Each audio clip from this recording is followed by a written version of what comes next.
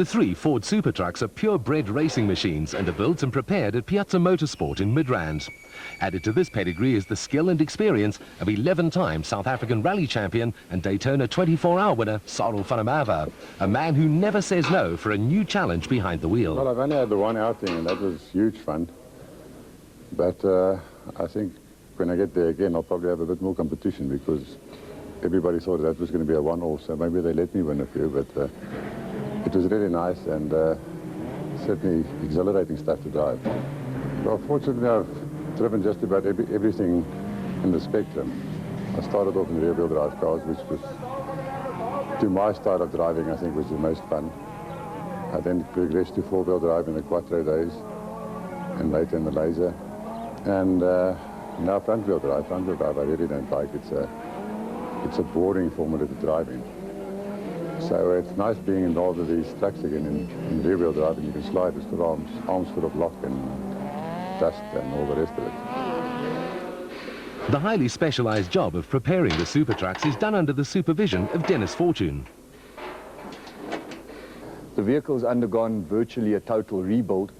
We started with the basics, doing all the hubs, all the corners, seals, right through to transmission, transfer case, prop shafts.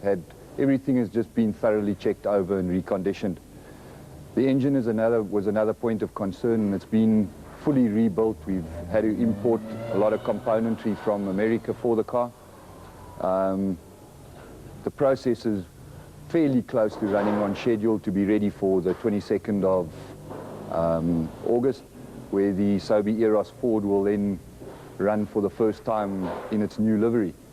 That is also going to be changing, as the vehicle is going to be run in the Sobe Eros colors, which is red with a silver roof. So the people that are used to the car either running in purple or yellow will now have to get used to this new big red vehicle out there. But a new factor will come into play on Saturday with the return to Super Series of Toyota, the team that dominated last season. Behind the wheel, the highly experienced Kasi Coetzee. I'm quite exciting about it. It was one of the best news ever. We will be back for the rest of the season, so I'm looking forward, and it will be a nice challenge as well. So I'm looking and waiting for Saturday.